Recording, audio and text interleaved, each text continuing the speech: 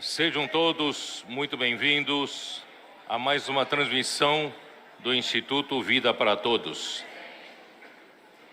Tema geral: Gálatas, o único Evangelho, o Evangelho de Cristo. Mensagem 10. Deus enviou seu Filho para resgatar os que estavam sob a lei. Leitura da Bíblia, Gálatas 4, versículos de 1 a 31.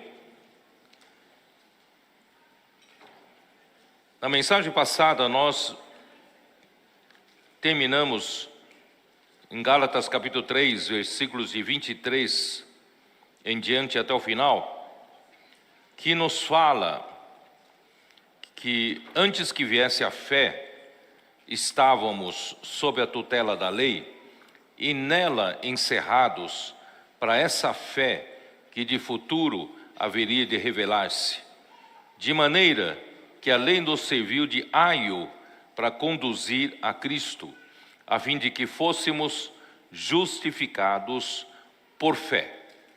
Mas tendo vindo a fé, já não permanecemos subordinados ao aio, pois todos vós sois filhos de Deus mediante a fé em Cristo Jesus. Porque todos quantos fostes batizados em Cristo, de Cristo vos revestistes.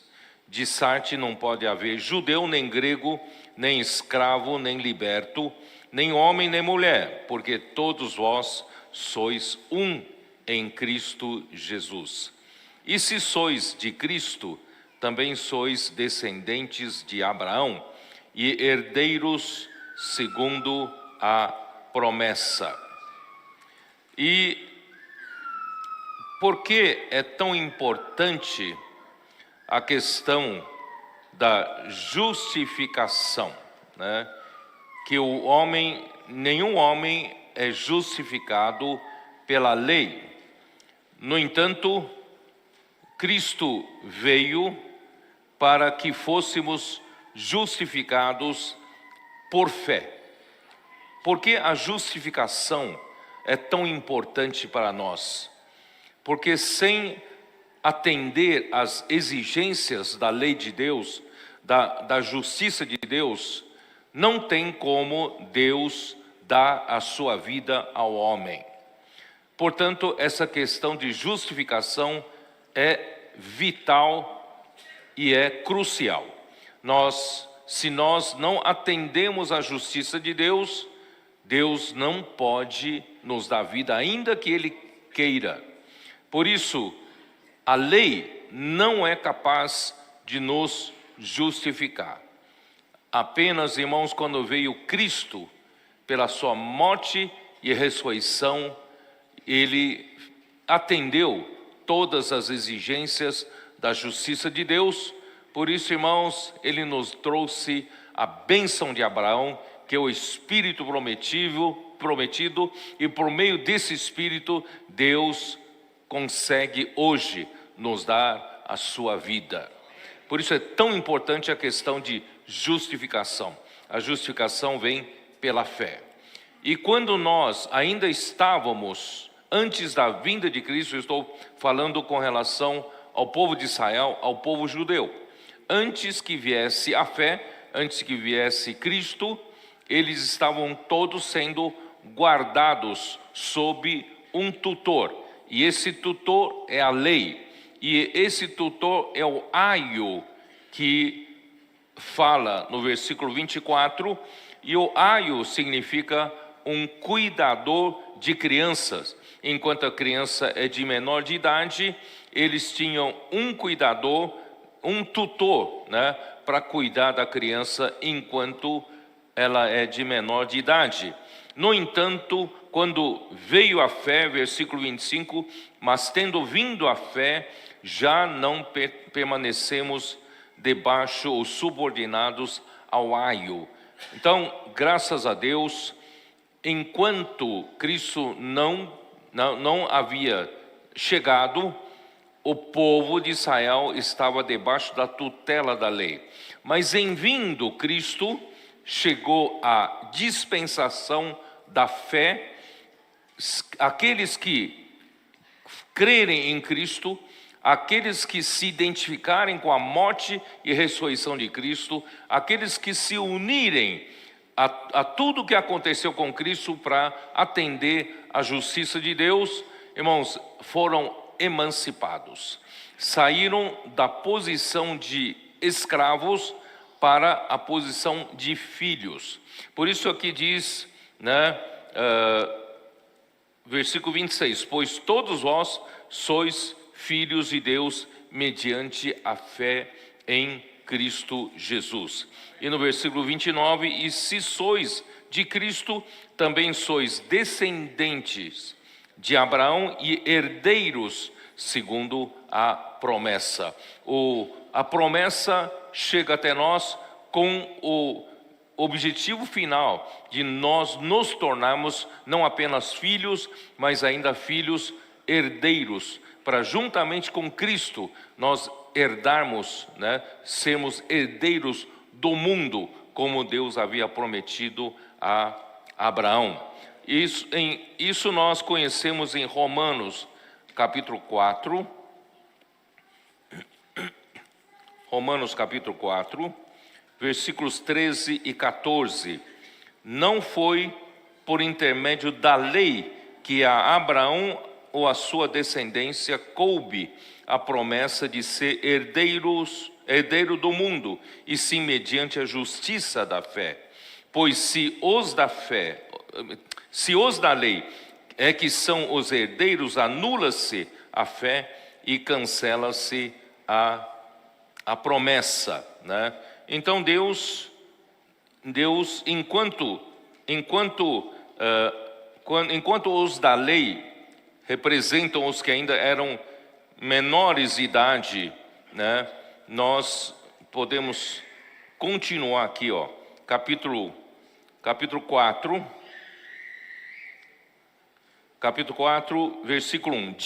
Digo, pois, que durante o tempo em que o herdeiro é menor aqui é menor de idade, em nada difere de escravo, posto que é ele senhor de tudo. Ainda que um filho menor de idade seja herdeiro, seja filho, mas enquanto ele é menor de idade, não pode assumir responsabilidade de um filho, ele não difere nada de um escravo, Então, mas está sob tutores e curadores até ao tempo predeterminado pelo Pai. Quem são os tutores? Os tutores, o tutor é um guardião de crianças. Curador é um administrador da casa para suprir todas as necessidades dos membros daquela família. Portanto, irmãos, a lei tem um papel de guardar os que estão debaixo da sua tutela e suprir as suas necessidades. Então, a lei tinha essa função, mas até ao tempo predeterminado pelo Pai. Quando que aconteceu o tempo determinado pelo Pai? É quando Cristo veio aqui na terra, pela primeira vez. É o Verbo que se fez carne e habitou entre nós, cheio de graça e de verdade. Esse é o tempo em que Deus estabeleceu, pelo sangue de Cristo, a nova aliança, o Novo Testamento, E aqui diz, versículo 3, assim também nós, quando éramos menores, estávamos servilmente sujeitos aos rudimentos do mundo, Que são esses rudimentos do mundo? Hebreus capítulo 5, versículo 12, podemos tentar entender um pouco melhor, Hebreus 5, 12. Pois com efeito, quando devíeis semestres atendendo ao tempo decorrido, tendes novamente necessidade de alguém vos ensine de novo quais são os princípios elementares dos oráculos de Deus, assim vos tornastes como necessitados de leite e não de alimento sólido. Quer dizer, enquanto nós somos menores de idade, estávamos servilmente sujeitos ainda aos rudimentos do mundo, que são o ensinamento rudimentar, ensinamento básico, né, elementares da conduta, da lógica humana. Irmãos, mas Deus quer nos dar mais do que isso. Vindo, porém, né, versículo 4, vindo, porém, a plenitude do tempo, Deus enviou seu Filho, nascido de mulher, nascido sob a lei, para resgatar os que estavam sob a lei, a fim de que recebêssemos a filiação. Irmão, o que quer dizer isso? O objetivo de Deus é dar vida ao homem, o objetivo de Deus é fazer de nós seus filhos, e que fazer desses filhos, quando estiverem maduros, filhos herdeiros de Deus, de receber por herança aquela promessa que ele deu para Abraão e ao descendente. E se você está em Cristo, você então faz parte, né, de quem vai receber a concretização, o cumprimento da promessa, porque a promessa foi dada a Abraão e ao seu descendente. Então, graças ao Senhor, no momento em que nós cremos em Cristo, nós saímos da tutela da lei e nós nos tornamos filhos, e recebemos o quê? Recebemos a filiação. Então não somos mais escravos, ou não vivemos mais como escravos. Hoje, irmãos, nós podemos viver como filhos. Chegando a esse ponto, eu vou insistir um pouco naquilo que terminei na semana passada. Graças a Deus, na semana passada nós tivemos a conferência em São Bernardo do Campo no sábado, e no domingo nós falamos a mensagem 9 aqui. E ali nós dissemos que a conferência de São Bernardo do Campo foi um marco para a emancipação. Todas as igrejas, por menores que sejam, nós não devemos ficar sempre vivendo debaixo de tutores e sempre achando que somos de pouca força, menores de idade, poucos recursos, pouco número de pessoas, e tudo que nós esperamos que alguém nos empurre, algum tutor nos indique o caminho, porque por nós mesmos nós não sabemos como assumir a responsabilidade e ir para frente. Mas, irmãos, agora Cristo já veio. Agora, irmão, Cristo morreu por nós e Ele ressuscitou por nós.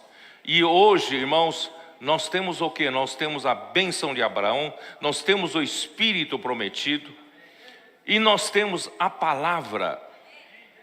Deus fielmente nos fala a palavra. Irmão, nós temos tudo na mão. Temos ou não temos? Por exemplo, quando em Gênesis 1, quando, versículo 2, a terra, por alguma coisa que aconteceu, a terra estava sem forma e vazia. E Deus precisava restaurar essa terra. Ele usou o que para restaurar essa terra? A palavra. Mas antes da palavra, Ele preparou o quê? Ele preparou o seu Espírito. O Espírito de Deus pairava por sobre as águas, isto é, o Espírito de Deus estava pronto a entrar em ação. O Espírito de Deus, irmãos, ele obedece à ordem da palavra de Deus. Quando Deus desse uma palavra, seria uma ordem e o Espírito imediatamente entra em ação, né? Quando em seguida disse Deus. Esse disse Deus é a palavra que saiu da boca de Deus. Disse Deus, haja luz e houve luz. Quem trabalhou? O Espírito. O Espírito fez esse trabalho, isso, e houve luz. Então, irmãos, Deus trabalha dessa maneira. Deus, Ele coloca seu Espírito à disposição e Ele fala uma palavra. Quando Ele fala uma palavra, o Espírito atua e é realizado aquilo que Ele falou. E agora, Ele criou o homem. Entrou mais um elemento. Então não tem só o Espírito de Deus e a palavra de Deus, e agora tem um homem. Então, como Deus faz essa obra hoje? O Espírito de Deus está pronto, e Deus também está pronto para falar a sua palavra.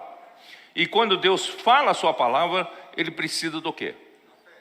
Ele precisa que alguém tenha um espírito aflito e abatido, e que treme da palavra dele, e que tem amor reverente à sua palavra, e que crê nessa palavra, e crê com convicção, né, inculcando essa palavra, e essa palavra atua pelo Espírito para fazer a obra de Deus. Vocês entenderam? Essa é a diferença. Por isso, né, eu vou usar novamente Hebreus capítulo 4.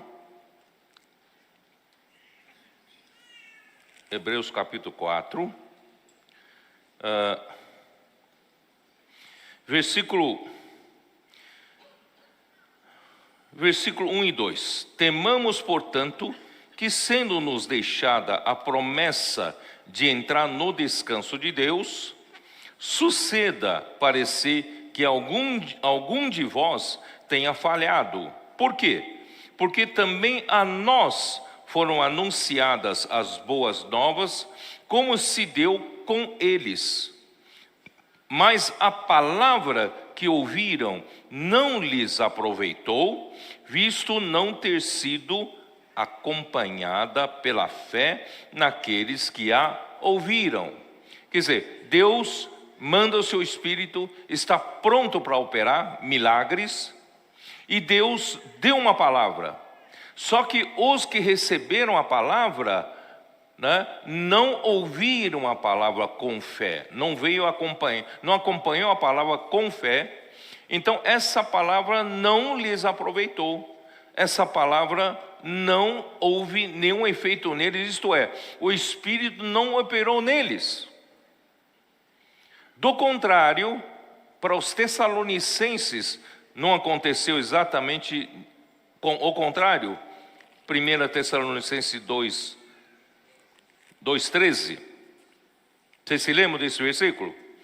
Outra razão ainda temos nós para incessantemente dar graças a Deus, é que tendo vós recebido a palavra que de nós ouvisse, de nós quem? De Paulo.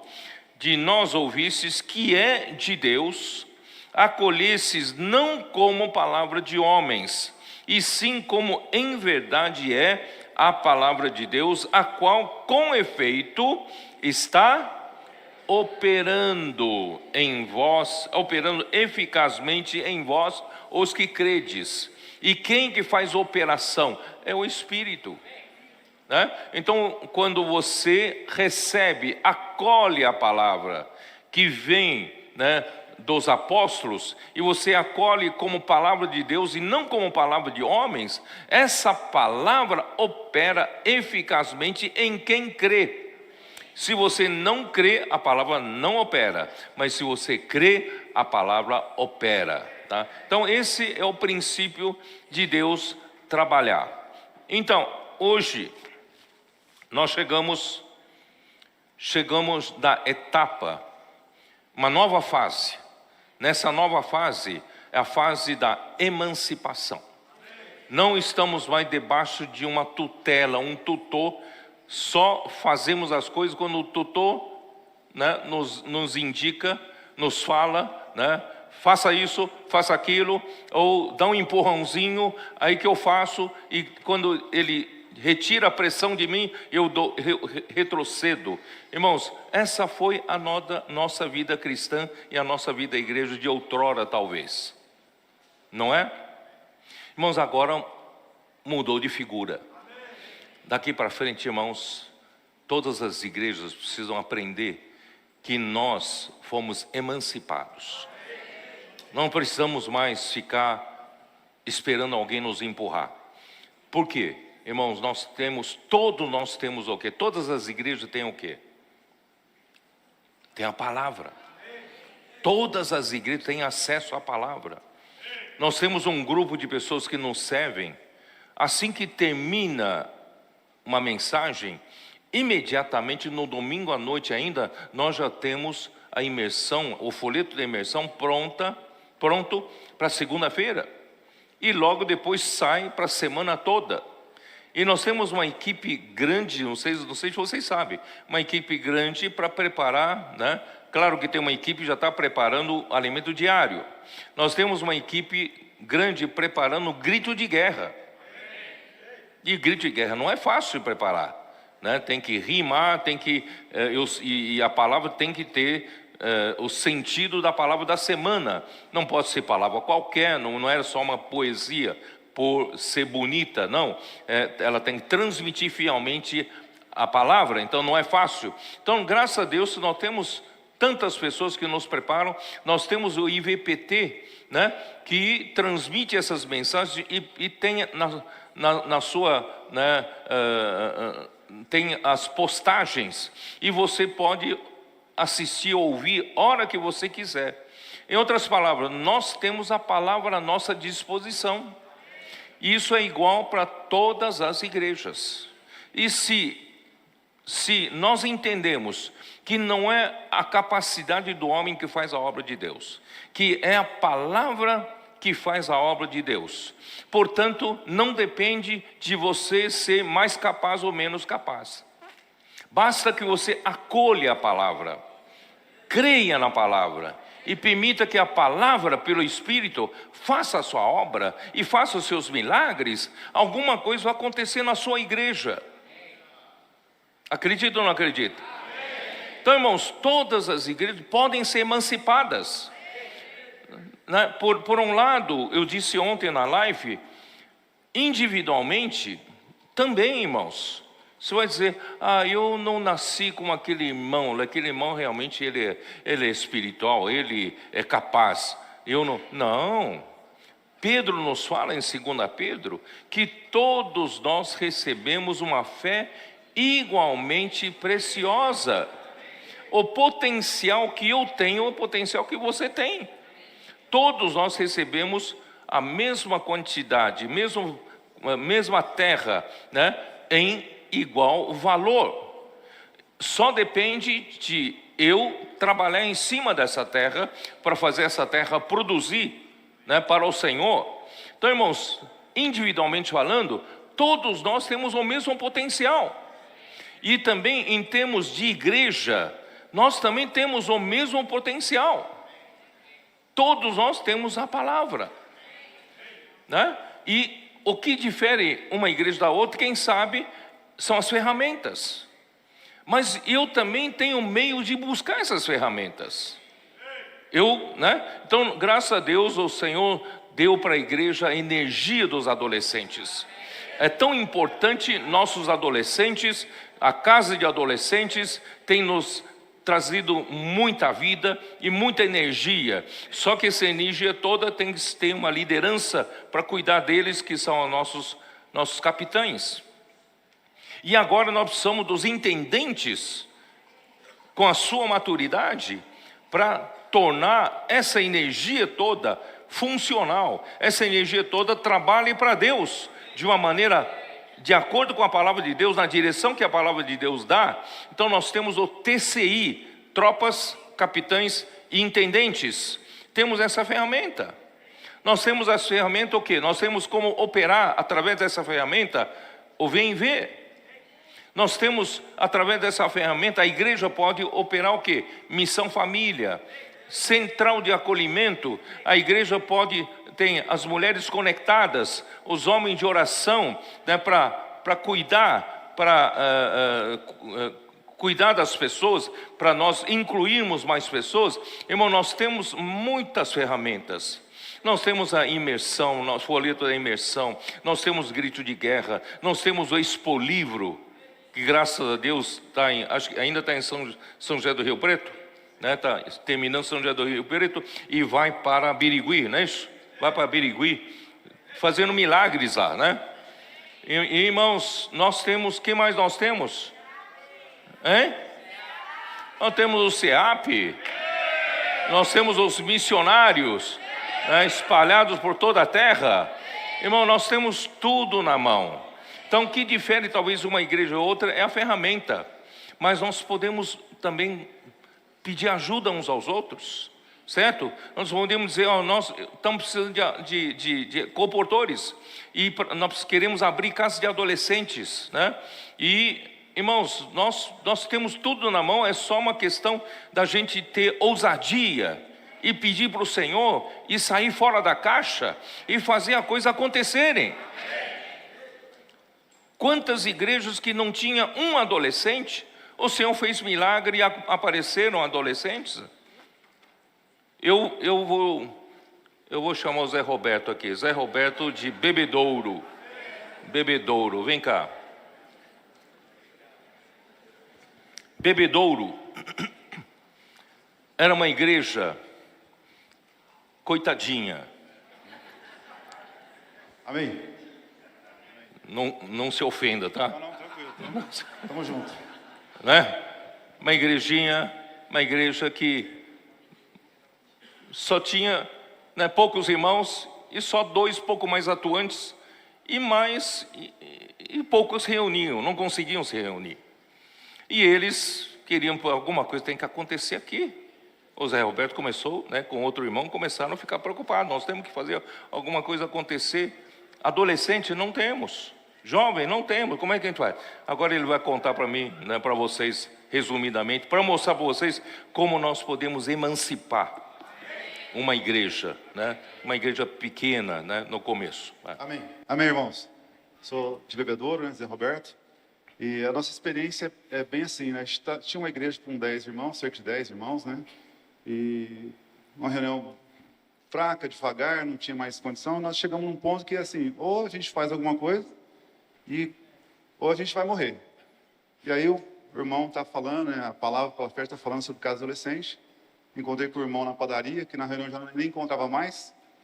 E aí, irmão, nós temos que fazer casa adolescente. Só que nós não tínhamos adolescente. Não tinha nenhum. E aí começou eu e o irmão Pedro Brant, vamos marcar uma reunião. Marcamos eu e ele. E fomos fazer grito de guerra nessa reunião. Eu e esse irmão. 2 velhos, né? 2 velhos. Irmãos, você já viu um grito de guerra ruim? Não é igual do Vitor aqui, não. É grito de guerra ruim mesmo. E nós começamos a fazer assim, irmão. Não tinha o que fazer, né? Vamos fazer o que dá para fazer. E com isso nós vimos 2 meninos do outro lado da rua, do local de reunião. E chamamos um dia eles para um evento de jovens. Mas não tinha jovem. E os meninos vieram para o evento de jovens. Aí compramos pizza, Coca-Cola e tal, né? E começamos a fazer um grito de guerra lá, ainda difícil tudo. E nesse meio tempo o irmão Pedro está falando da casa adolescente. Nós cremos nessa palavra, irmãos. Nós não podemos ficar, né, mais sob a tutela, né, de nós mesmos, na verdade. Precisamos ser emancipados de alguma forma. E aí, né, nesse meio tempo, um menino, filho de um casal amigo meu, que eu conheço há muito tempo, um menino de 11 anos, falou para o pai que queria me ver. Aí o pai dele veio falar comigo se ele podia trazer o filho dele para me ver. Eu falei, claro, pode. Mas o menino não conversava com ele, não tinha muito contato com ele. E ele chamei ele para vir, então falar comigo. Aí fui pagar um café para o menino. Paguei um café para ele, nós ficamos conversando, um assunto que não sabia qual que era o assunto, o que está acontecendo, né? E aí eu falei para ele assim, olha, vamos fazer o seguinte, eu vou te convidar você para um evento de jovens, você quer ir? Ele falou, eu quero, né? Vai ter pizza, vai ter Coca-Cola, mas é um evento top, eu quero. E ele foi para esse evento. Aí, irmãos, ele foi o mais interessante, ele gostou do grito de guerra que nós fizemos lá com ele. E na outra semana, ele trouxe a mãe dele. A mãe dele é uma cantora gospel, reconhecida lá na região. E ela participou de uma reunião também. Nesse período, o pessoal da Cooper Inter estava passando por lá, os comportores.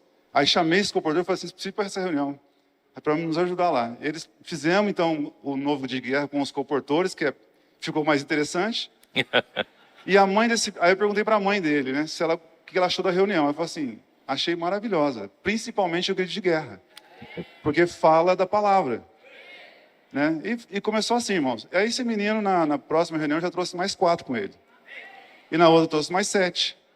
E desses 7, fizeram contato com um bairro lá, tinha mais 5. Aí eu tinha que buscar os 5 meninos. Quando eu cheguei para pegar os 5 meninos, tinha 16. Aí, né? Então começou assim, irmãos, a nossa questão lá, né? Hoje nós estamos cuidando, né? Assim, que estão em nossa volta uns 40 meninos. Consolidados já tem 20. Em consolidação tem 30 e mais nós, né? Então a nossa igreja quadruplicou o número de irmãos. Graças ao Senhor, né? Então, nós estamos seguindo essa direção. É crer como Abraão, né? Primeiro você tem que crer, né? Depois fazer. Porque no começo eu e o Pedro ficava na dúvida, né? Assim, vamos fazer, irmãos. Primeiro nós temos que fazer. Dá o passo, como Moisés, né? Baixa a vara na água e o mar abre. E o mar está abrindo para nós, irmãos.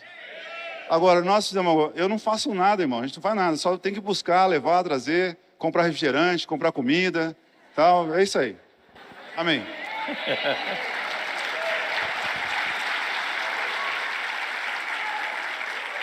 Obrigado, Zé Roberto. Que testemunho fantástico. E para provar, irmãos, todas as igrejas podem ser emancipadas. É só nós cremos na palavra, que a palavra opera pelo Espírito, né? Milagres entre nós, né? Convida 2 jovens para um evento de jovem que não tinha jovem nenhum, né? Aí um amigo dele fala para ele que o filho do amigo dele, queria conversar com ele, mas sobre o que? Também não sabia, né? Aí ele chama o menino, e o menino olha para ele, ele olha para o menino, não tinha nem assunto para conversar. Aí convida o menino para tomar um café. Isso é coisa de adulto, né? Tomar um café, paga um sorvete, né? Então, e você vê, coisas assim, ó.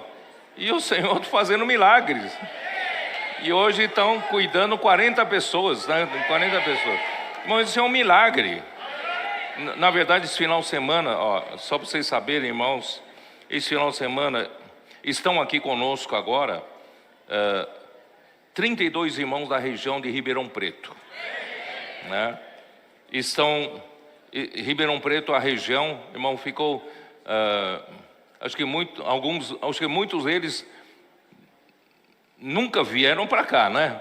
Para a reunião aqui, e ontem levamos para o Chifu, nem sabia o que era o Chifu, né? Então, graças ao Senhor, estão todos muito alegres. E tivemos maravilhosas comunhões ontem, ouvimos testemunhos maravilhosos, e hoje de manhã também, o que aconteceu com o Sertãozinho, né?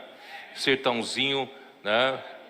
Todos abandonaram, né, o barco, e ficou só uma família, e dessa família eles não deram um braço a torcer, não, eles não falaram, não, somos coitadinhos, não, eles começaram a lutar, e graças ao Senhor, irmãos, em pouco tempo hoje já estão com 20 pessoas.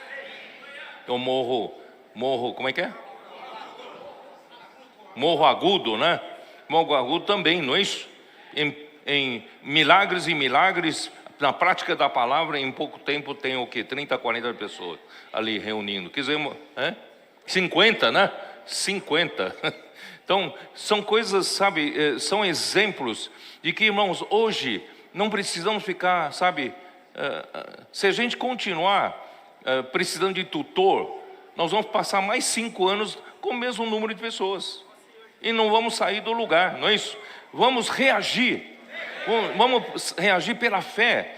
Nós temos a palavra, nós temos o Espírito que faz milagre, não é isso? Nós temos, né, ferramentas, né? Se não tem adolescentes, vamos pedir para o Senhor dá adolescentes, né? Então, irmãos, todas as igrejas podem ser emancipadas.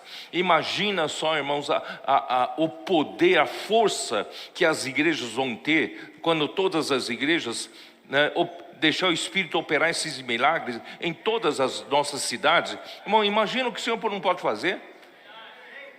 As igrejas do estado de São Paulo, irmão, tem muito potencial para ser para ser um poder tão grande, né, na mão do Senhor, para fazer avançar a obra do Senhor. Portanto, irmãos, individualmente nós temos potencial, não vamos desperdiçar esse potencial, não vamos ficar escondido atrás, eu não sei fazer nada, não sirvo para nada, não vai esconder atrás disso, vamos correr atrás e coletivamente, cada igreja, vamos trabalhar, irmãos, com a palavra que o Senhor nos deu, inculcando a palavra, fazer imersão da palavra, usando as ferramentas, os adolescentes, o TCI, né, usando todas as ferramentas que o Senhor nos der, vocês vão ver, as igrejas vão prosperar daqui para frente.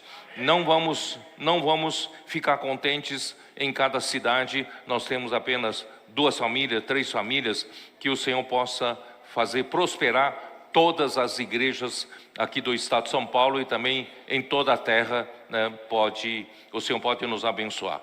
Essa é a benção de Abraão, né? É o Espírito prometido que faz a obra por nós. Muito bem, então vamos lá.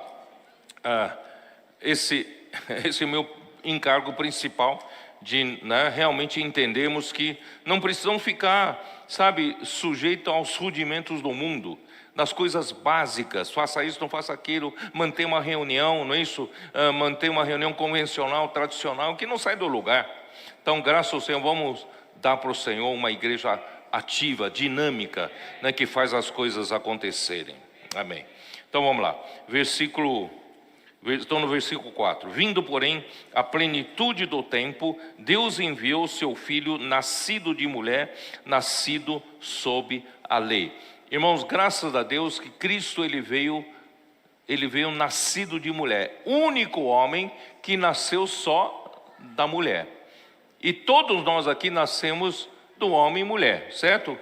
Então, ele é o único, irmãos, o único homem nascido de mulher não tem pecado, tá? Então isso você pode comprovar em Mateus capítulo 1, né? Mateus capítulo 1, versículo 18. Como diz: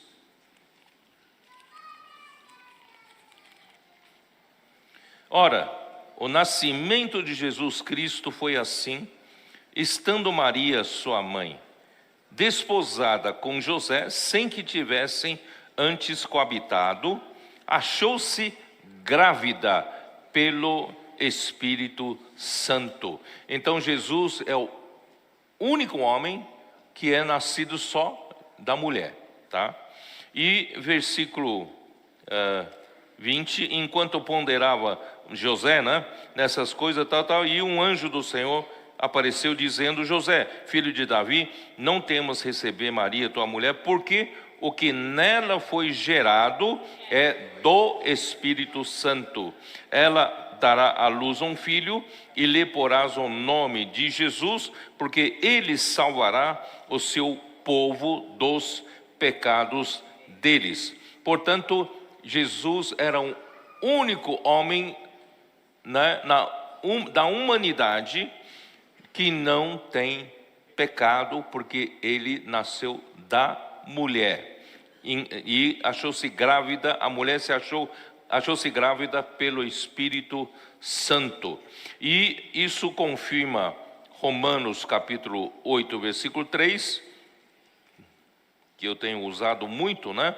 Porque é um versículo muito importante, que diz assim: porquanto o que fora impossível à lei, no que estava enferma pela sua carne, isso fez Deus, enviando o seu próprio Filho em semelhança de carne pecaminosa, e no tocante ao pecado, e com efeito, condenou Deus na carne o pecado. Então, esse versículo aqui mostra que a lei não tem força para lidar com a nossa carne e muito menos com o pecado. Então, Jesus veio na forma, na semelhança da carne pecaminosa. Só a semelhança. Assim como no deserto Moisés levantou aquela serpente de bronze, e todo aquele que foi mordido pela serpente, para ser curado, bastava olhar, mirar para a serpente de bronze. E a serpente de bronze que trazia cura tinha a semelhança da serpente, mas não tinha a natureza pecaminosa, ou não tinha veneno da serpente. Então Jesus veio na semelhança da carne pecaminosa, para que quando ele foi à cruz, ele levou como uma ratoeira, ele levou o rato dentro da ratoeira e foi crucificado com ele na carne o pecado, tá? Então essa é a sabedoria de Deus, e ele não podia ter pecado para poder fazer a redenção por nossa causa. Ele não somente é nascido da mulher, ele é nascido da lei. É importante nascer da lei justamente para resgatar os que estavam debaixo da tutela da lei. Podemos ler rapidamente Lucas 2. Lucas capítulo 2, versículo 22.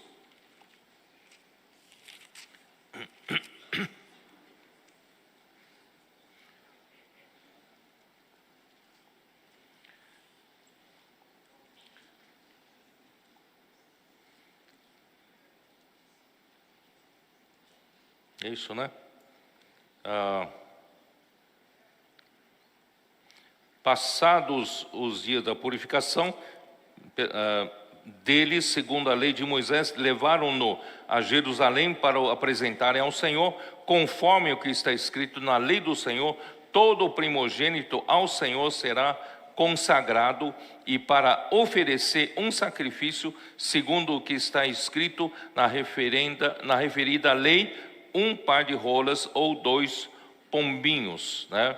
E versículo 27, movido pelo Espírito, foi ao templo, e quando os pais trouxeram o menino Jesus, para fazerem com ele o que a lei ordenava. Então Jesus nasceu, né?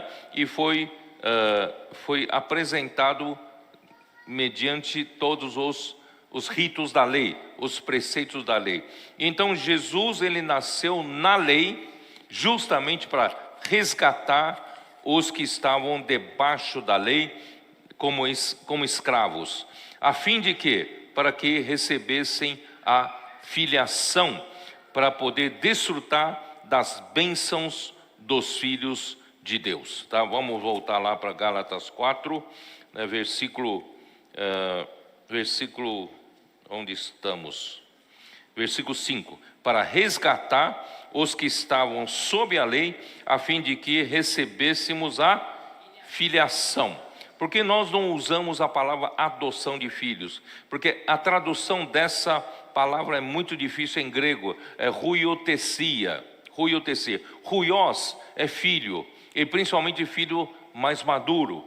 E o huiotesia seria, né, o direito desse filho mais maduro. Então, a adoção de filhos parece algo, né, de um filho adotado. Nós não somos filhos adotados, nós somos filhos legítimos de Deus, nascidos de Deus, né?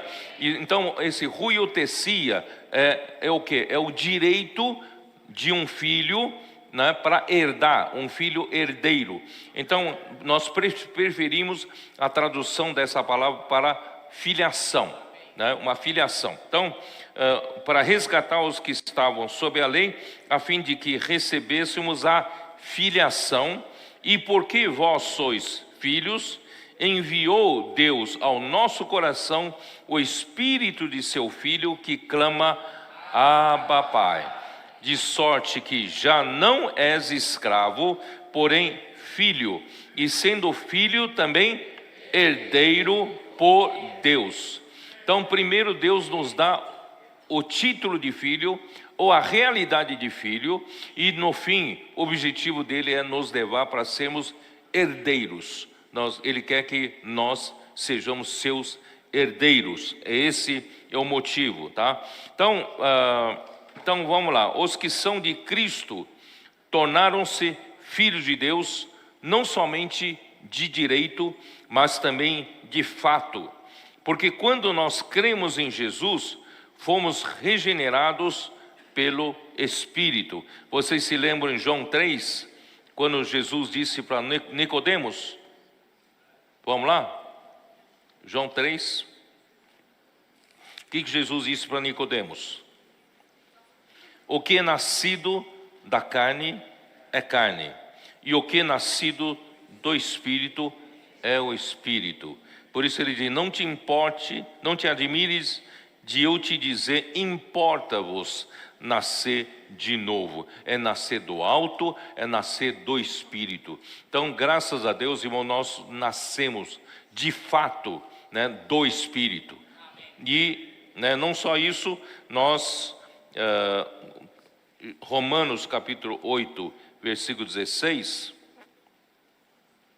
vamos lá, Romanos 8, 16. O próprio Filho testifica com o nosso espírito que somos filhos de Deus. Aqui dentro de você, no seu espírito, existe uma testificação, existe um testemunho, uma sensação de que você é de fato um filho de Deus. Você não tem essa sensação? Porque o próprio Espírito, no seu espírito, testifica que você é o Espírito de Deus. Isso é um filho de Deus de fato, mas também, em João capítulo 1, versículo 12, conhecido por todos nós, que diz assim, é a confirmação da palavra: mas a todos quantos o receberam, deu-lhes o poder de serem feitos filhos de Deus, a saber, aos que creem no seu nome. Irmãos, bastou-nos crer no nome do Senhor Jesus, e nós que nascemos de Deus, e nós temos a vida de Deus. Hoje Ele nos deu poder ou direito, de sermos filhos de Deus. Que maravilha, né? Por isso, lá em Gálatas 3:16, voltando lá para Gálatas 3:16, como fala: ora, as promessas foram feitas a Abraão e ao seu descendente. Não diz e aos descendentes, como falando de muitos, porém de um só, e ao teu descendente, que é Cristo. Então a bênção de Abraão chegou para abençoar todas as famílias da terra. Está no versículo 14, para que a bênção de Abraão chegasse aos gentios, em Jesus Cristo, a fim de que recebêssemos pela fé o Espírito prometido. Irmãos, essa bênção, por que chegou até nós? Não é que essa promessa foi prometida a Abraão e ao descendente. A promessa foi dada a Abraão e a sua concretização aconteceria com seu descendente Cristo. Mas o que tem a ver conosco? Por que nós recebemos essa promessa, a concretização dessa promessa? Porque nós somos colocados em Cristo. Hoje nós somos unidos a Ele, identificados a Ele, até revestidos de Cristo Jesus. Portanto, irmãos, toda a promessa dada para Cristo, hoje nós recebemos. Essa é a bênção de Abraão, o Espírito, através do Espírito nós recebemos essa bênção. De sorte, voltando lá, versículo 7, de sorte que já não és escravo, porém filho, e sendo filho, também herdeiro por Deus. Lembre-se sempre, Deus tirou você da posição de um escravo e emancipou você com a vinda de Cristo, e você só bastou crê no Senhor Jesus. Vocês perceberam que a nossa parte do homem, Deus não exige muita capacidade. Deus exige pouca coisa de nós. Em primeiro, é sempre crer, é sempre fé. Eu estava falando para os irmãos, né, na comunhão de ontem. Irmãos, vocês já perceberam que Abraão não mostrou muita qualidade, muita habilidade, não mostrou muita capacidade natural, não é? Porque Deus tornou Abraão um personagem tão importante na Bíblia. Ele mudou a história nossa, não é isso? Então, o que Abraão fez? Porque ele era muito poderoso, ele era muito, né? Ele é muito capaz, muito habilidoso, assim como Lúcifer, né? O selo da perfeição. Ele era o homem mais sábio do mundo, ele é o homem mais formoso do mundo, como Lúcifer. Não. Qual foi o ponto? Qual é a característica de Abraão, né, para que Deus pudesse abençoar tanto a ele?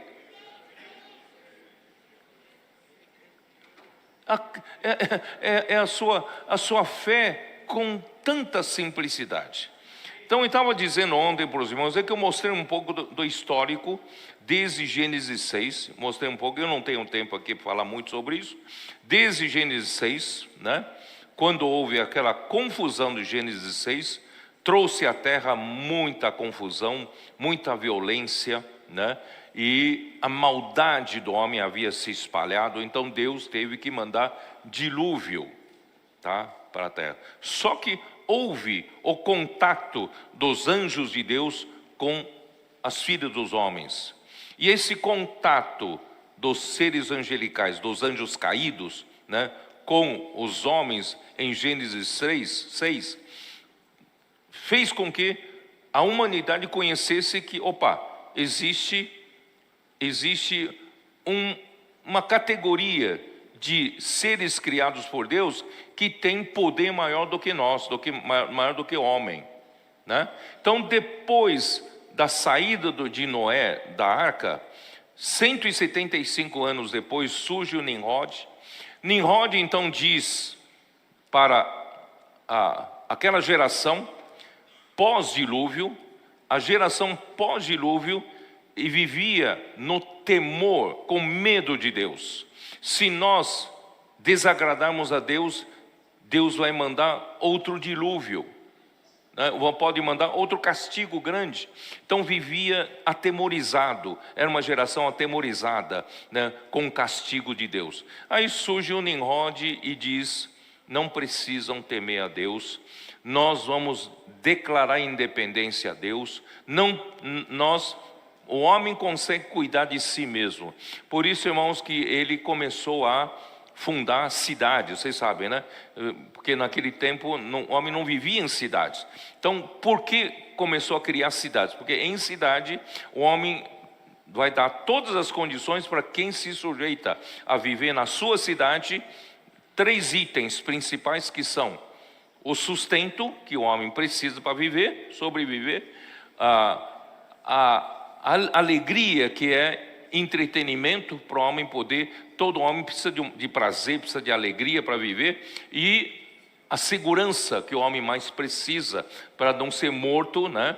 Então são 3 itens que até hoje perduram como o tripé que sustenta qualquer sociedade humana. O que o homem, né, entre nós, as indústrias que nunca vão falir é a indústria do alimento, a indústria do sustento, né?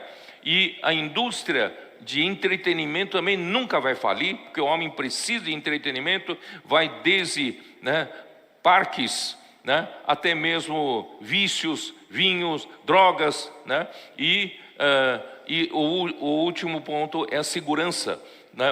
A indústria de segurança só vai crescer, né? Carro blindado, né? Alarme, câmeras, né? Essa indústria da segurança. Então o homem precisa disso, e Nimrod promete para os homens: eu vou cuidar de vocês. Aí cuidou desses 3 itens. Só que o homem ainda depende da natureza, né, para plantar, depende do sol, da chuva e tal. Então eles falaram: já que nós declaramos independência a Deus, nós sabemos por Gênesis 6 existem seres angelicais que eles têm poderes maiores do que o homem. Então vamos adorar eles, vamos pedir ajuda deles. Eu não vou pedir ajuda para Deus, vou pedir ajuda para eles. É assim que surgiu a idolatria. Começar a adorar ídolos.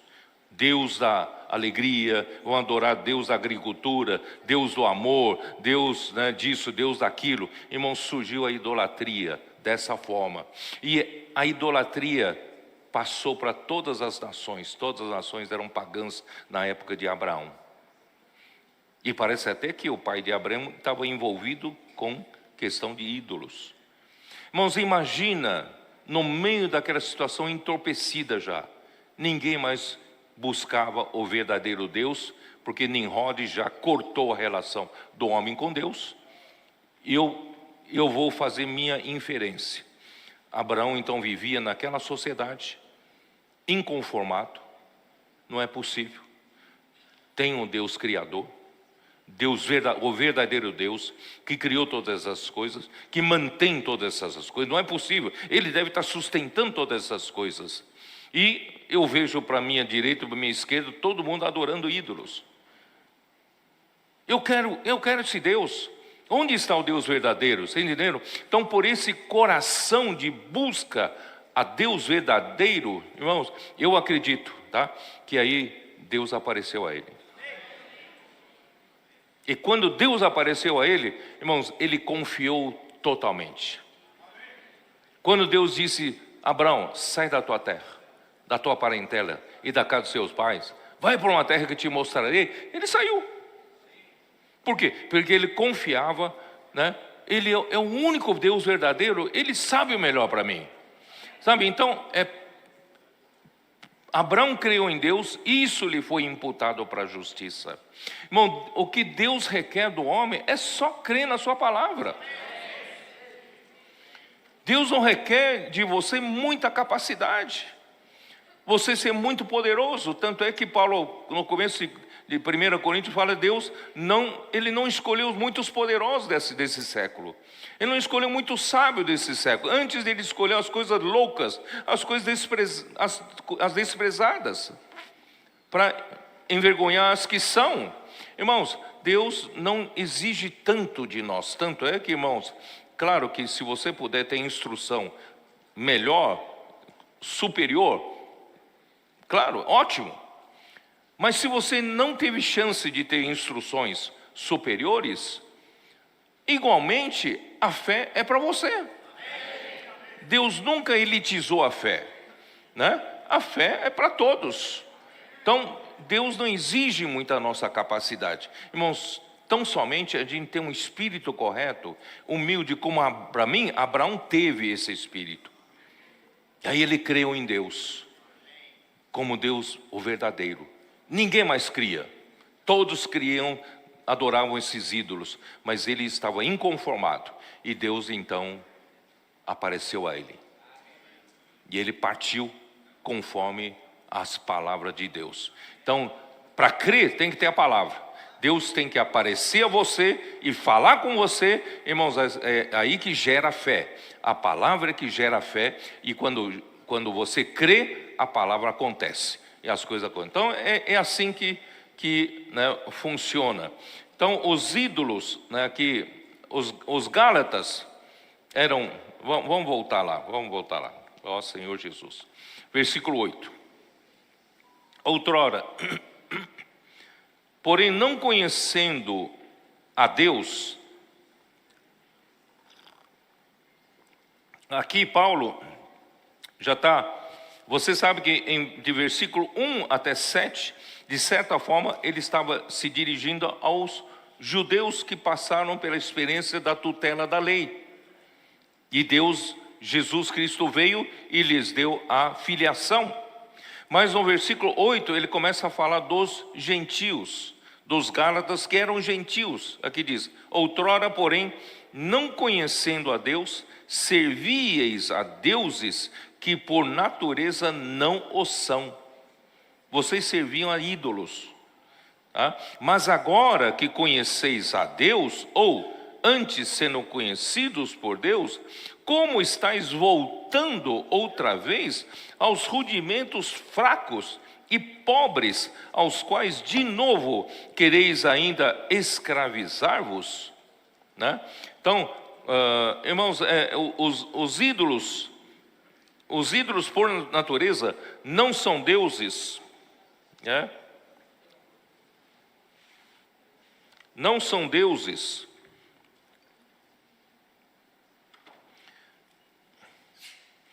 Mas agora que os Gálatas conheceram a Deus, como eles estão voltando outra vez para aqueles princípios elementares, não faça isso, não faça aquilo, tá?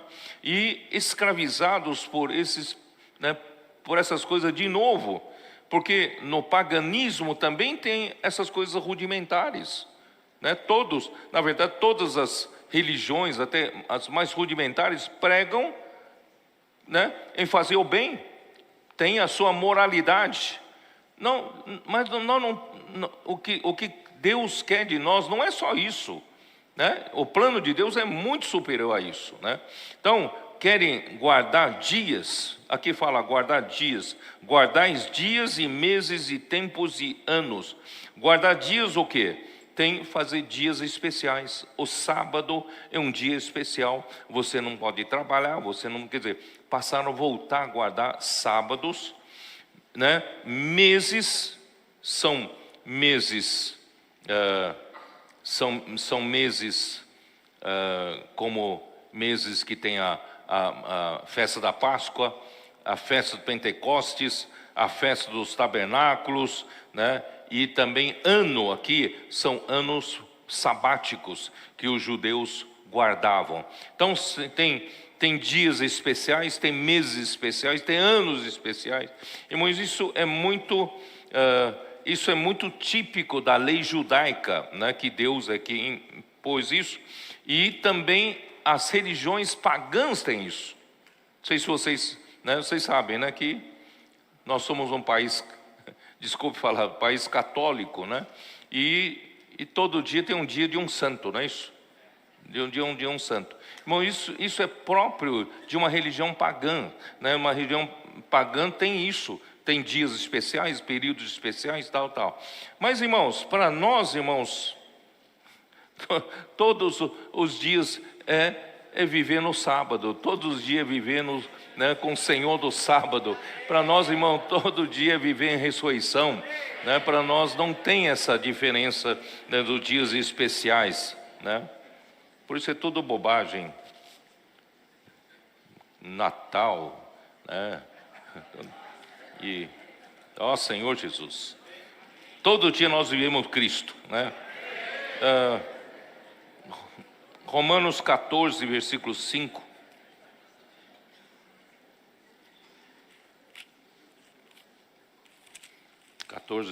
Que diz o quê? Um faz diferença entre dia e dia, outro julga iguais todos os dias. Cada um tem uma opinião bem definida em sua própria mente. Não faça disso, né, motivo para divisão, para ter problema uns com os outros, certo? Colossenses 3, versículo 6.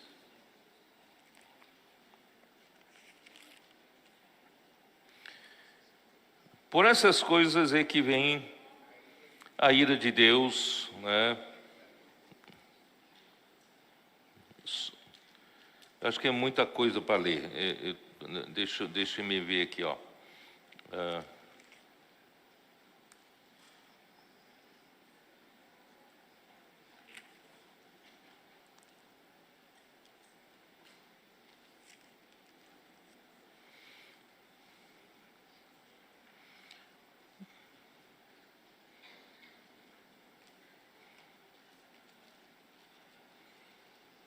Versículo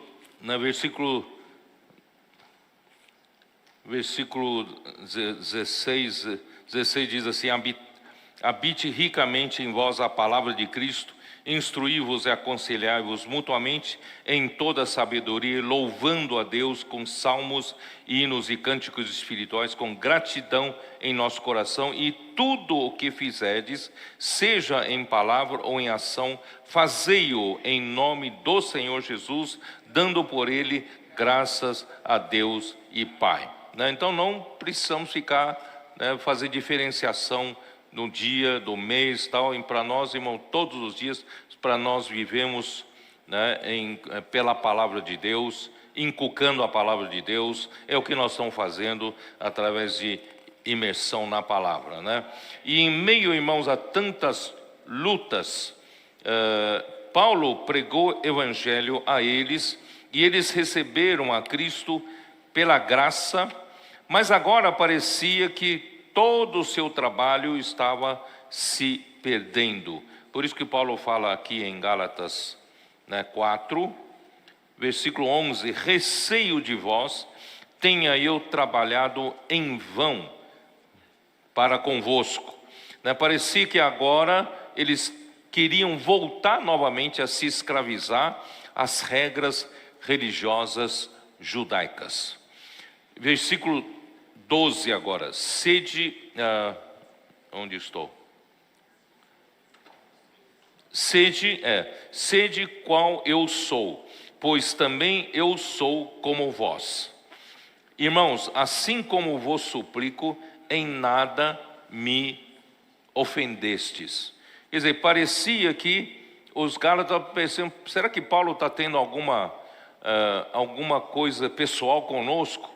Ou nós ofendemos pessoalmente a Paulo, Não é questão pessoal, é questão da verdade do Evangelho, Se vocês voltarem a esses rudimentos do mundo, voltando para esses coisas elementares da religião, vocês estarão tornando vã a pregação do Evangelho, da verdade do Evangelho, e estariam pondo para perder tudo aquilo que Paulo havia pregado aos Gálatas, Então, por isso que ele fala: sede qual eu sou, pois também eu sou como vós, irmãos, assim eu suplico.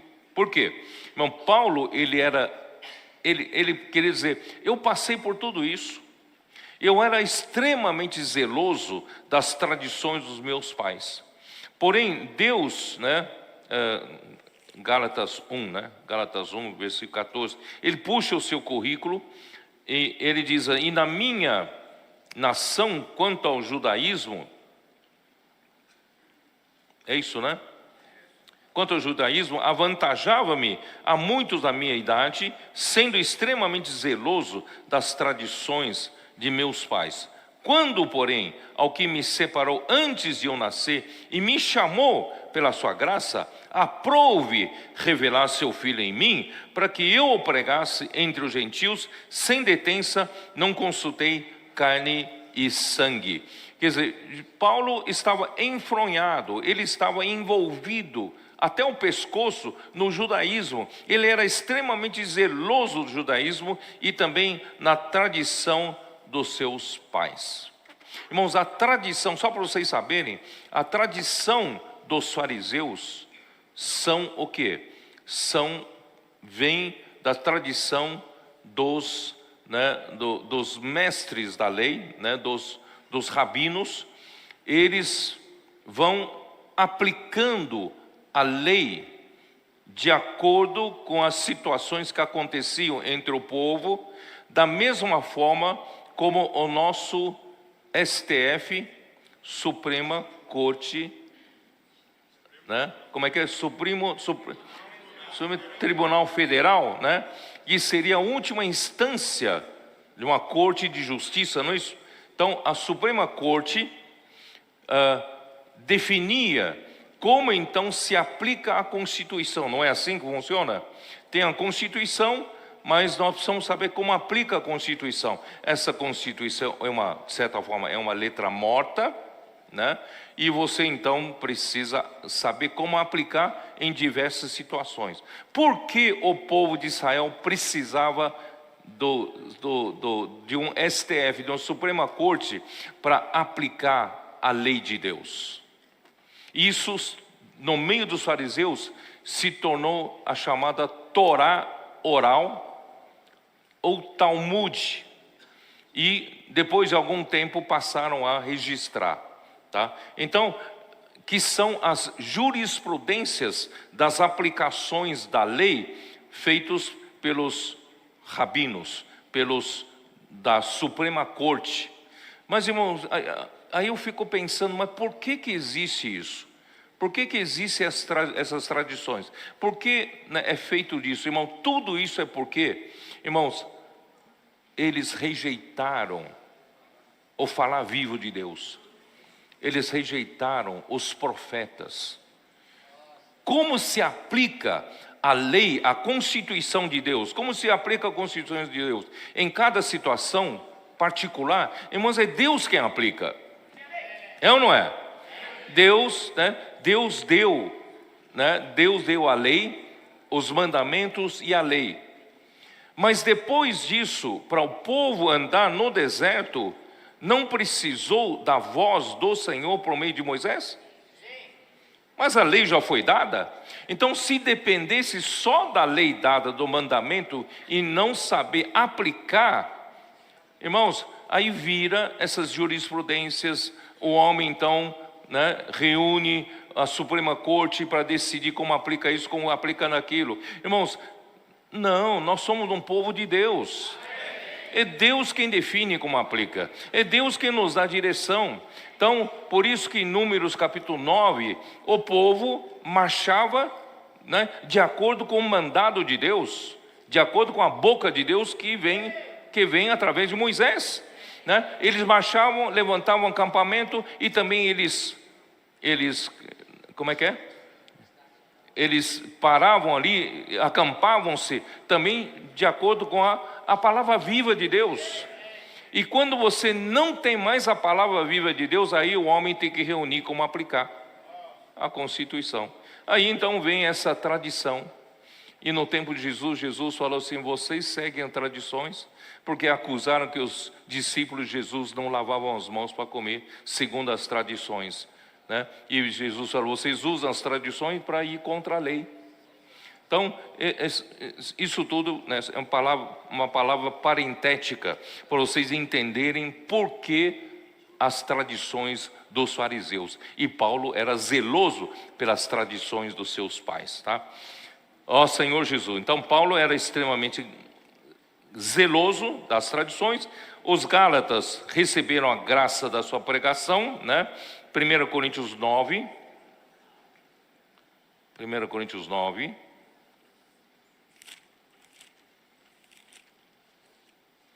versículo 19: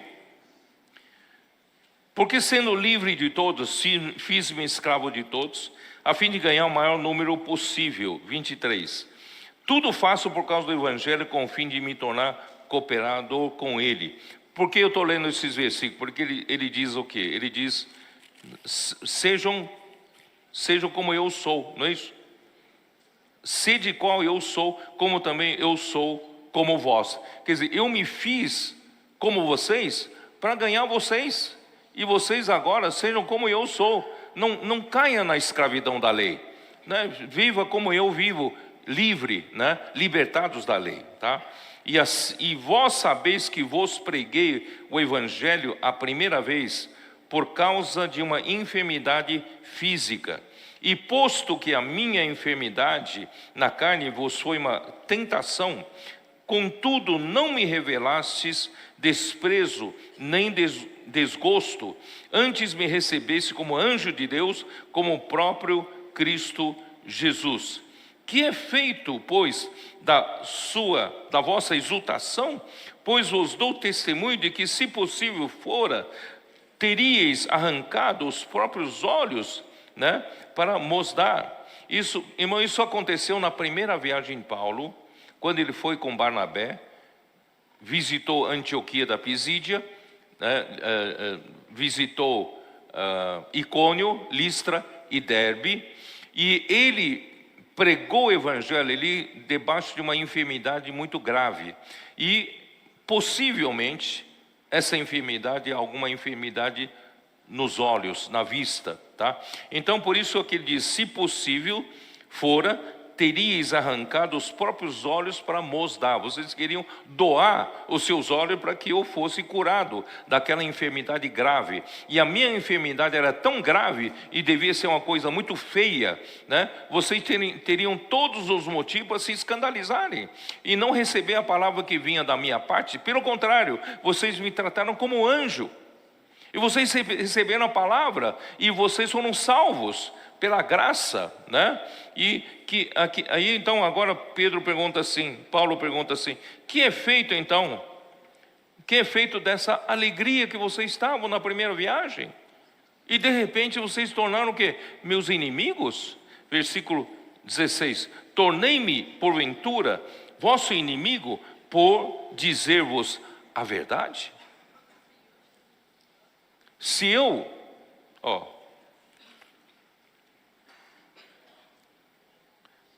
capítulo, só para vocês entenderem, capítulo 5, versículo 11, Paulo fala assim: eu, porém, irmãos, se ainda prego a circuncisão, por que continuo sendo perseguido? Logo está desfeito o escândalo da cruz. Paulo sofreu perseguição. Ele sofreu o que sofreu por parte dos judeus, é porque ele pregava Cristo, pregava a cruz e Cristo, que o homem não precisa mais seguir a circuncisão, seguir a lei, porque, né, hoje Cristo nos libertou da lei, e não estamos mais sujeitos à lei, subordinados à lei, e isso causou uma grande resistência e perseguição por parte dos judeus. Irmão, era tão fácil para Paulo não sofrer tanto, era só dizer: tá bom, eu também vou começar a pregar a circuncisão. Se Paulo pregasse a circuncisão, estaria tudo resolvido, e não seria mais perseguido. Irmão, por que a igreja de Jerusalém mudou de água por vinho de repente? Estavam numa primeira fase tão cheia de vigor, né? O Senhor avançando através dele, e de repente você não vê mais registro dos milagres, sinais, prodígios, não havia mais ensinamentos dos apóstolos. Pedro não se encontrava mais lá, os apóstolos saíram de lá, né? E só estavam dezenas de milhares de judeus que creram, todos eram zelosos da lei, e não acontecia. A obra de Deus não avançava mais. Irmãos, tudo isso sabe por quê? Porque eles não queriam ser perseguidos. Para não ser perseguido pelos judeus era muito fácil. É só voltar a pregar circuncisão. Eu vou pregar fé, mas também vou pregar circuncisão. Assim eu estou livre de perseguição. Aí se você voltar a pregar circuncisão, Cristo morreu em vão. Cadê o escândalo da cruz? A cruz de Cristo é um escândalo para os judeus. E nós pregamos esse escândalo. Irmãos, é a cruz que muda tudo. É a cruz que nos identifica, né? Na morte de Cristo, o nosso velho homem. É pela cruz de Cristo, irmãos, que vem a ressurreição, que nós hoje recebemos o Espírito Santo, o Espírito da promessa, para vivermos andando em novidade de vida. Então, se você volta a pregar a circuncisão, está tudo perdido. É isso que aconteceu com a igreja de Jerusalém. E graças a Deus, irmão, Paulo foi fiel. Ele continuou lutando pela verdade, a verdade do evangelho, mas ele ganhou inimigos. Os gálatas viraram seus inimigos. Aí ele diz no versículo 17: os que vos obsequiam não o fazem sinceramente, mas querem afastar-vos de mim, para que o vosso zelo seja a favor deles. Quer dizer, aqueles que Aqueles que se mostram fazendo tanto esforço, eu vou ler esse mesmo versículo aqui em James atualizado. Quem tiver pode ler. Tornei-me porventura vosso inimigo, por dizer a verdade. Aqueles que se mostram fazendo tanto esforço para vos agradar. Esses judaizantes bajulavam os gálatas, faziam muito esforço para agradar os gálatas, mas com que? Não agem com boas intenções. Mas o seu real propósito, vocês podem ler no King James atualizado, mas o seu real propósito é vos isolar, a fim de que sejais constrangidos a demonstrar o vosso cuidado para com eles. Eles querem arrastar vocês para ser os seus seguidores e querem isolar vocês de mim. E aí, irmão, quando você corta o suprimento da palavra à igreja, você mata uma igreja. É isso que aconteceu. Então, pela influência desastrosa dos judaizantes, os quais lhes introduziram a prática legalista da lei judaica, os gálatas perderam o amor ao apóstolo e apreço pela sua palavra. Irmãos, esse é um tiro certeiro, acertou na mosca do inimigo, né? Perderam os gálatas, irmão, impressionante. Por esse registro, você vê que os gálatas perderam espontaneidade, perderam alegria e perderam hospitalidade. Como se trata de uma luta espiritual, é impressionante como aquele amor do começo, o apreço pela palavra, o carinho que eles tinham pelo apóstolo, de repente se transformam rapidamente em inimizade, ódio e oposição. É uma luta espiritual. Outro dia, eles eram capazes de arrancar os olhos para dar para o Paulo.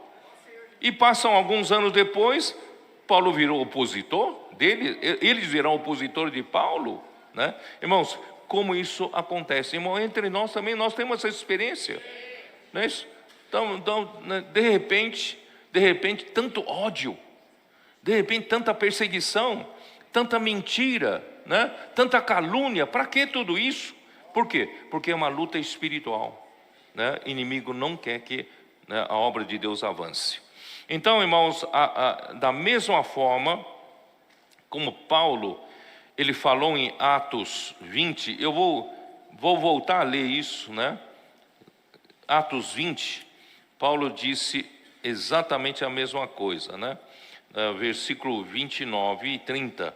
Eu sei que depois da minha partida, entre vós penetrarão lobos vorazes que não pouparão o rebanho.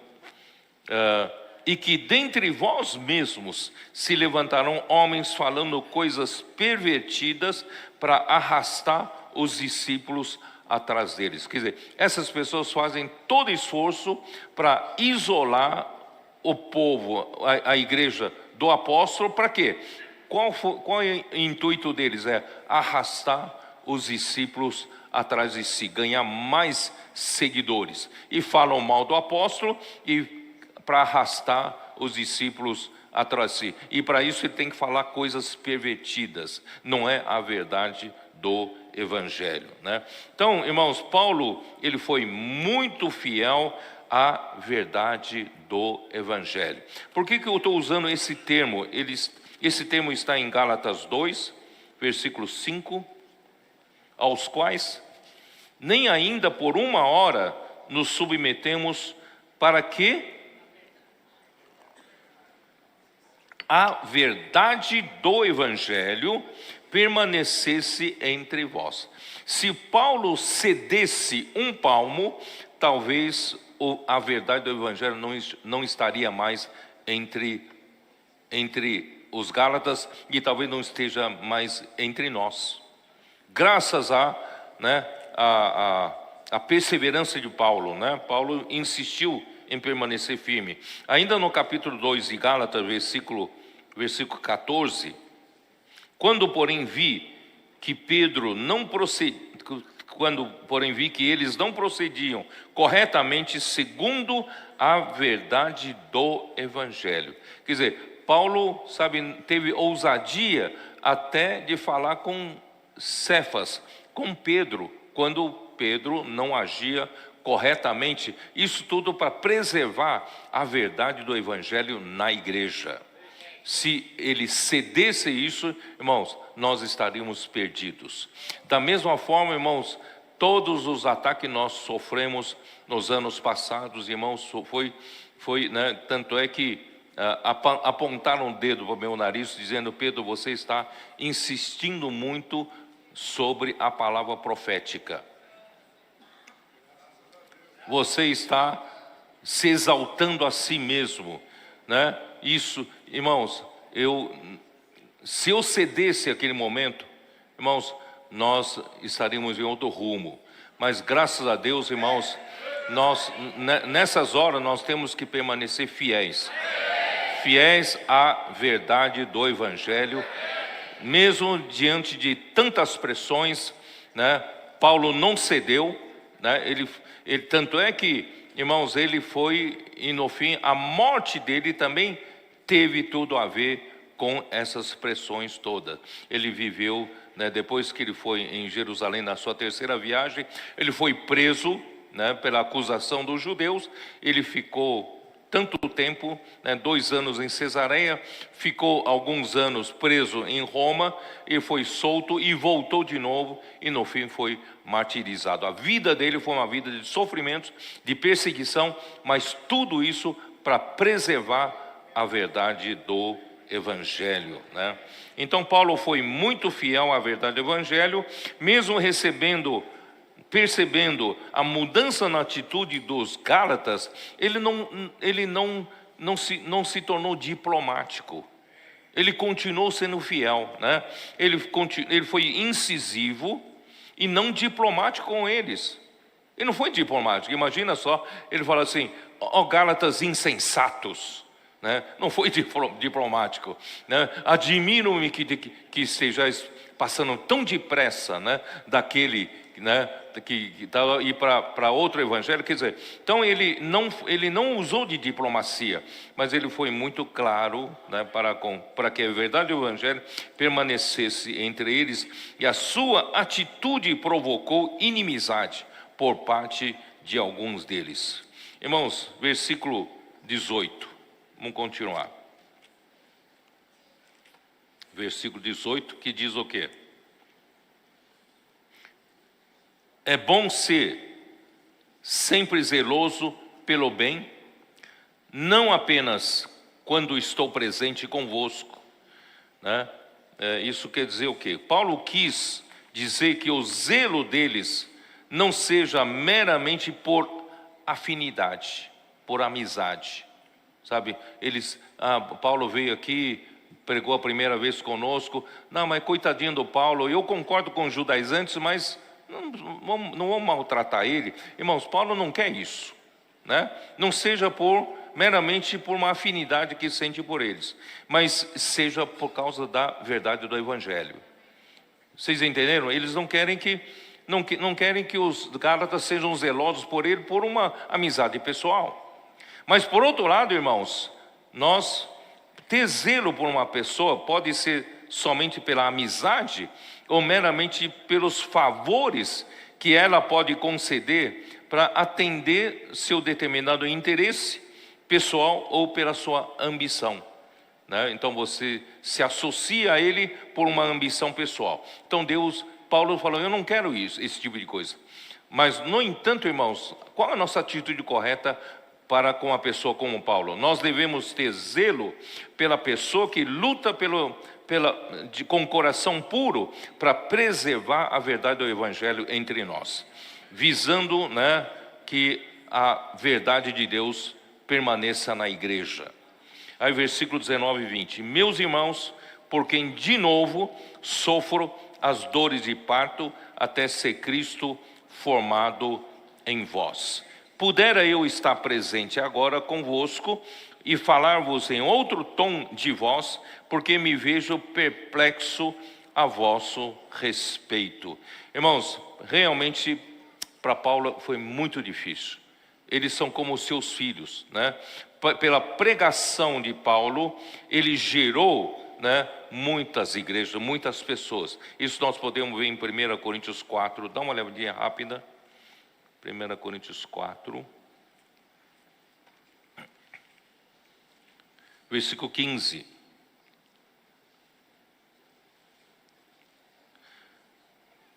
Porque ainda que tivesseis milhares de preceptores em Cristo, não teríeis, contudo, muitos pais, pois eu pelo Evangelho vos gerei em Cristo Jesus. Irmãos, Paulo gerou a eles pelo Evangelho. Então, Paulo tratava, né, os como filhos seus, mas também como uma mãe que gera e de repente esses filhos regridem, né? Parece que voltou para trás a gestação e tem que de novo sofrer as dores de parto. Por isso que o versículo 19: meus filhos, por quem de novo sofro as dores de parto, né? Até ser Cristo formado em vós. Irmãos, ele era como a mãe que sofre dores de parto para dar à luz um filho, de novo porque os Gálatas regrediram, caíram da graça para a lei. Então, quando nós cremos em Jesus, nós somos regenerados por uma semente divina. Você sabia disso? Em 1 Pedro, capítulo 1, versículo 23, nos afirma isso. 1 Pedro 1:23. Senhor Jesus, nosso tempo passou tão rápido. 1:23. Pois fostes regenerados, não de semente corruptível, mas de incorruptível, mediante a palavra de Deus, a qual vive e é permanente. Irmãos, nós nascemos de novo, nós somos regenerados, irmãos, não com uma semente corruptível. Assim como a nossa carne veio a existir através de uma semente corruptível, que nós viramos homem. Mas agora Deus quer criar uma nova criação. Essa nova criação não é mais do mundo corruptível, é do mundo da esfera incorruptível. Então a semente que vai nos gerar de novo regeneração não é mais de uma semente corruptível, é de uma semente incorruptível. E essa semente incorruptível foi semeada, foi plantada em nossos corações através de quê? Mediante a palavra. Olha a importância da palavra. A palavra foi capaz de semear uma semente em nosso coração e essa palavra germina dentro de nós, porque o coração do homem é a terra para a semente de Deus entrar, germinar, crescer e dar fruto. Onde está isso? Mateus 13. Mateus 13 mostra: o semeador saiu a semear. Nosso Senhor Jesus Cristo é o semeador que saiu a semear. E que semear o quê? É semear a palavra do reino. Ele semeava a palavra do reino, mas em quê? Que é a terra? É o coração do homem. Então o coração do homem, irmãos, o meu coração, o seu coração é muito precioso para Deus. É a única terra onde a semente divina é capaz de germinar, crescer e dar fruto. Por isso que o inimigo de Deus disputa tanto o seu coração. Ele quer ocupar seu coração com o mundo. Ele quer ocupar seu coração com o mundo do sustento, né? Fazendo com que você não tenha tempo, né? Ele quer ocupar seu coração com as concupiscências da carne, com as coisas carnais, com pecado, né? com a prostituição, tal. E ele quer ocupar seu coração com a concupiscência dos olhos, né? Atraindo você com o mundo da moda, né? Vocês sabem, eu não vou nem dizer muito, e a soberba da vida. Você quer ter muito dinheiro, né? E quem tem muito dinheiro vive de uma forma soberba. Irmãos, e você está totalmente perdido para Deus poder germinar com a sua semente dentro de você. Então essa é a disputa, né, de Deus. Então, só que uma vez que a semente entra em nós, não pode ficar parada. E nós todos, graças a Deus, recebemos essa semente. Mas Satanás continua atrapalhando o seu crescimento, né, com espinhos, com pedras, né, com tráfego à beira do caminho. Irmãos, Deus quer uma boa terra. Por isso essa semente em nós precisa, esse Cristo que agora habita no nosso coração, precisa crescer, expandir para a nossa alma. Cristo precisa ganhar nossa mente, emoção e vontade. E para isso Deus está santificando a sua igreja, né? E Efésios capítulo 5, versículo muito conhecido. Cristo hoje está santificando a sua igreja de que maneira? 5, versículo 25 e 26. Maridos, amai vossa mulher, como também Cristo amou a igreja e a si mesmo se entregou por ela, para que a santificasse, tendo-a purificado por meio da lavagem de água pela palavra. Irmãos, até a formação de Cristo em nós, o crescimento dessa semente, irmãos, vem pela palavra. Porque, irmãos, nós ainda temos a velha criação. Ainda temos muitas impurezas no nosso coração. E nós precisamos ainda da lavagem, né? E essa lavagem vem pela palavra. Essa palavra que nós recebemos, que nós inculcamos, fazendo imersão, vivemos, pregamos o evangelho. Irmão, tudo isso faz com que o nosso coração seja purificado.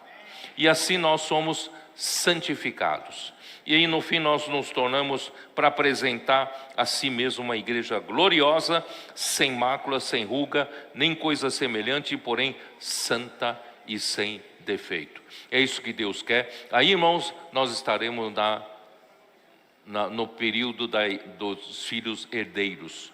Estaremos prontos para herdar toda a promessa, né? Então o objetivo do apóstolo é fazer deles filhos herdeiros da bênção prometida a Abraão. Pelo Espírito prometido, alcancemos a plena filiação, maturidade total, né? É para isso que o Senhor nos resgatou da lei, e para hoje vivemos pela graça. Que Cristo seja formado em nós, Ele possa crescer, conquistar a nossa alma, né? A nossa mente, emoção e vontade. Ele habite, né, em nosso coração totalmente, para que nos transforme em filhos herdeiros, para poder herdar a promessa que Deus deu a Abraão. Nós somos herdeiros do mundo, porque Cristo, né, é o Filho que vai herdar esse mundo, e nós vamos herdar com Ele. E principalmente os vencedores, né, vão estar reinando com Cristo no reino vindouro, durante 1000 anos. E eu quero participar dessa parte da herança, que é reinar juntamente com Cristo durante os 1000 anos. Eu ainda tenho versículos 21 a 31 sobre duas alianças, sobre a lei, mas não tenho mais tempo para falar. Então essa parte aqui vamos deixar para a próxima mensagem, tá? Amém. Jesus é o Senhor. Amém.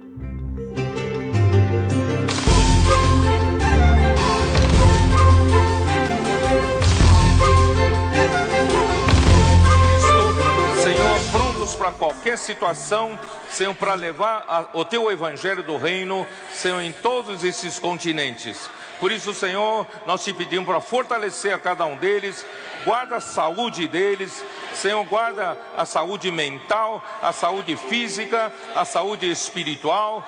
Fortalece o Senhor enquanto estiveram fazendo o teu trabalho, pregando o evangelho do reino, ganhando pessoas para ti. Senhor, multiplica o fruto das mãos deles. Senhor, com todas as dificuldades, nós cremos na tua bênção. Senhor, com teu poder da tua palavra, Senhor, pode fazer prosperar a obra das mãos de cada um deles. Em teu nome nós oramos. Amém. Na segunda semana na Coreia do Sul, o Senhor já fez muitos milagres. Nós revemos os nossos contatos abertos do ano passado. E daqui 2 dias, irmãos, orem por nós, porque nós estamos iniciando uma mission trip na Coreia do Sul.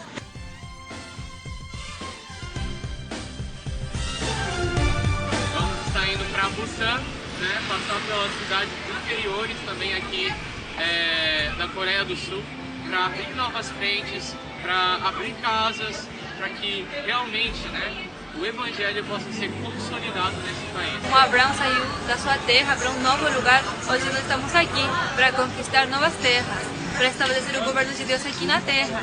E sabemos que o Senhor vai nos abençoar muito, porque o Senhor já falou e nós cremos. Senhor Jesus, Queremos fazer que você faça parte disso. Ore por nós, esteja acompanhando, esteja orando por nós e ofertando também. Amém!